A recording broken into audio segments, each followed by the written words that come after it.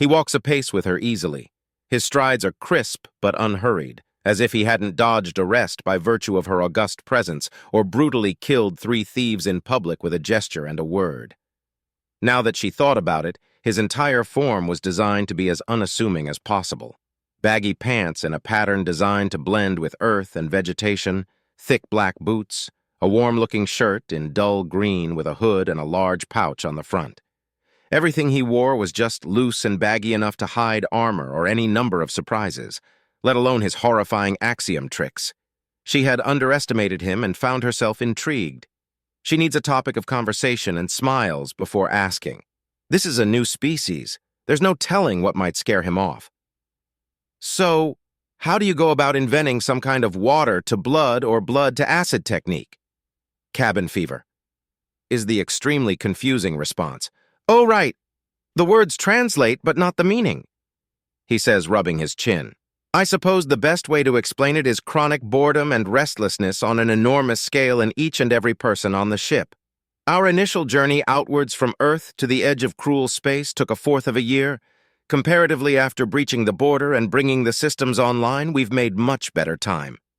A mere 5 weeks from cruel space to here in Centris. Was it truly so horrible? You have no idea how much you rely upon gravity to center yourself until you go without it.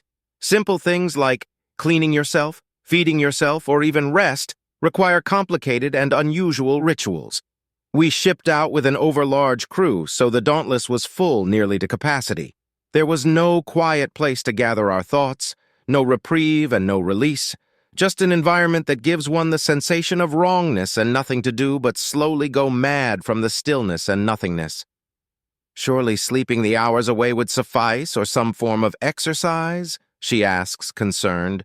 The thought of ship travel without something to occupy one's thoughts, or even gravity, had never truly crossed her mind, for even eating or bathing to become a complicated ritual was concerning. We did a lot of sleeping, yes. I was part of a think tank about the possibilities of finding some method of suspended animation. Anyways, we also would push against things and each other to keep our muscles working. Exercise bands were also used. Without those techniques, we would have withered physically, he explains before breaking into chuckles. I was actually using some when we finally broke into real space, and I missed the warning about the artificial gravity about to be turned on. I was listening to music at the time, so I suddenly found myself on the wall and pulling a rubber band in the floor, which I then slammed onto like a chump. Did it hurt? She asks politely, as she's actually rather entertained by the story and easily leading him back to where she wants him. It was a good hurt, he says with a smile. After so long and what felt like an unending surreal dream, it was like waking up. I could move properly again. I could run and lift things and actually have a proper shower. It's the simplest things you treasure when you lose them. Oh yes, I cannot even imagine what it would be like to be unable to breathe a tongue of flame, or goodness me, sleep without being strapped down to something, she says as her mind runs through the sheer havoc weeks upon weeks of weightlessness would play on herself or any of her sisters or cousins, something he had endured for months. I'm glad you understand. We all pretty much cracked. Madness spread amongst us like a plague. Then we were finally out. There was so much to learn and do, and then we were attacked by pirates. Everyone went out for an eager fight. Things lined up and made sense, and then it was over so quickly. Most of us barely had time to do anything but get ourselves excited and eager before it was finished. Oh dear, I've been in a tournament or two like that, all kinds of build-up and excitement, and then nothing. It's enough to drive a girl to drink, she says as she guides him to the left. Now just past the ornate fountain and in, then she can lock him down properly and legally and be properly married to a worthy husband and not just invited into a family as a gesture of pity, not Mironoir the Matchless anymore.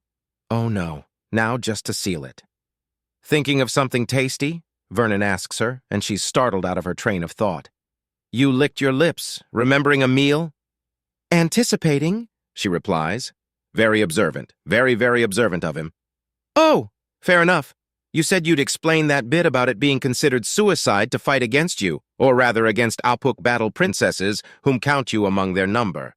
Care to explain why? Feel free to boast.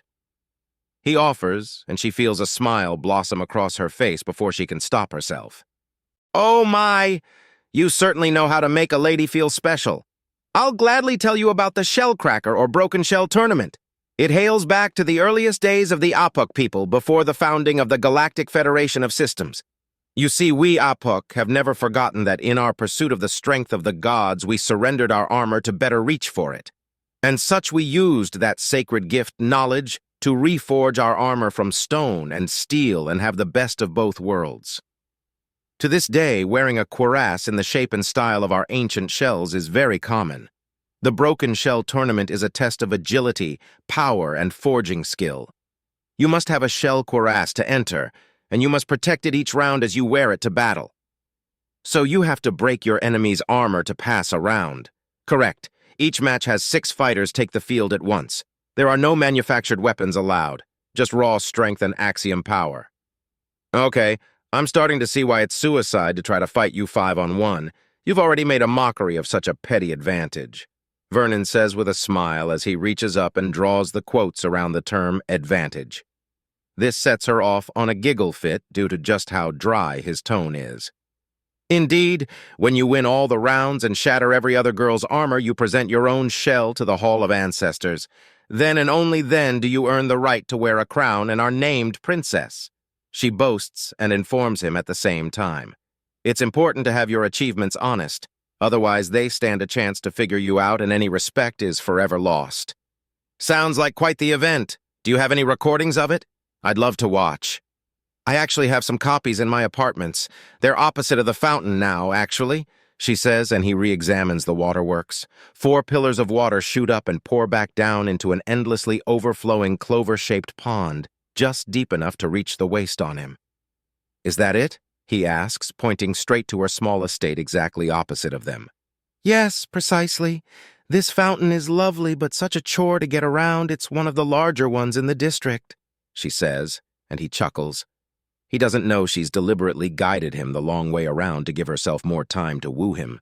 She was certain of herself, but no warrior is harmed by being thorough. Care for a shortcut? He asks, and she blinks at him oddly. What does he mean by that? Here, he says, stepping to the side and onto the fountain. He takes a step out onto the flowing water and balances upon it with ease. He then holds out his hand to her. Come on. Ever had a walk on the water before? She weighs the options quickly. On one hand, strolling upon the water with a man is unbearably romantic, and it's a very sweet gesture. On the other, he might slip and drop her, and that just wouldn't do for a battle princess. She might even have to consider it an insult and demand restitution, which would kill the romance she's been all but wrestling into place. Which is all moot. Refusing would kill the mood. She takes his hand and feels the axiom flow from him to her like a gentle hug. His touch is so delicate it feels like the most minute of an increase in temperature, rather than the force of nature it truly is. Most go for sheer power and excess with axiom use. Vernon is using a needle where most would apply a jackhammer, and succeeding. Her delicate formal footwear is held up firmly by the water, and she stands upon it without issue. The hems of her dress might get a little wet, but this is an amazing move. He gently kisses the back of her gloved hand. Shall we? He asks, and she nods. He pulls her close at the waist and, still holding her hand, glides across the surface of the water, his firm but gentle grip carrying her along with him. She gasps at the movement and the slight wake they leave behind, painfully aware that at this point there are cameras pointed at them. She catches a grin on his face, and he suddenly seems to throw her out while holding fast to her hand. With a spin, she's brought back in and picked up at the waist as he twirls upon the water before letting her down and continuing the glide as if nothing happened. I always wanted to do that, he says with a fond chuckle. Thank you for the opportunity, Lady Mironoir. What? That move was elegant, agile, and astounding, flawless from one step to the next, even as they come to outer edge of the fountain. In a single move, he picks her up gently, steps off the fountain, and places her on the ground again, dry and perfectly balanced. Not once did his hand stray anywhere but at her waist and hand to guide and balance her. Not once did he hesitate or falter. Not once did he seem even slightly uncertain. Her heart pounds in her ears as she is forced to use some measure of axiom to stop herself from blushing like a young maiden in a practice shell, staring at some lewd magazine or another. I apologize for the liberties I took, madam. My social teacher, Sir Masterson, told me to be bold and sincere. I hope I've caused no offense. He says smoothly. Offense? Offense? He just swept her off her feet in a moment that is no doubt making her the envy of entire worlds. What woman in her right mind would take offense at that? No offense. If you could, please, she asks, gesturing towards her home. She hasn't let go of his hand yet. She doesn't want to. She was supposed to seduce him, not be seduced by him. She just has to get him inside, get an official proposition going and have him accept her token. Then just send in a recording, and then when he's properly married to her, get started on a few children. 8 sounds like a good place to start. Then maybe how many others her sister wives will want, when she's had her 8. 8 is a lucky number after all, being each direction the goddess's spines point from off her shell. That was a wonderful bit of fun, what do you call it? She asks as she pulls him ever so slightly towards her home. Well, to be honest, milady, we don't have a name for it. It wasn't water skiing or ice skating.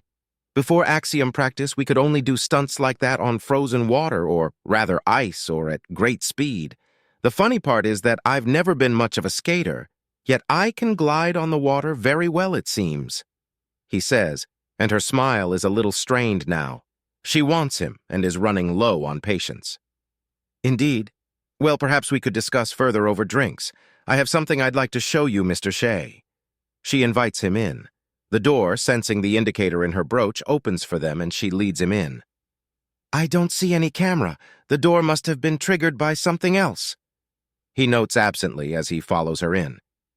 Excuse me a moment, these boots will carry a man across continents without trouble, but they're not the most delicate or clean things. He says as he pauses to unlace, then open his boots. Now's her chance to slip away and finish preparations. Of course, there's something I need to attend to quickly. There's a sitting room to the left here, if you'll excuse me a moment, she says, picking up her petticoats and hurrying into the house.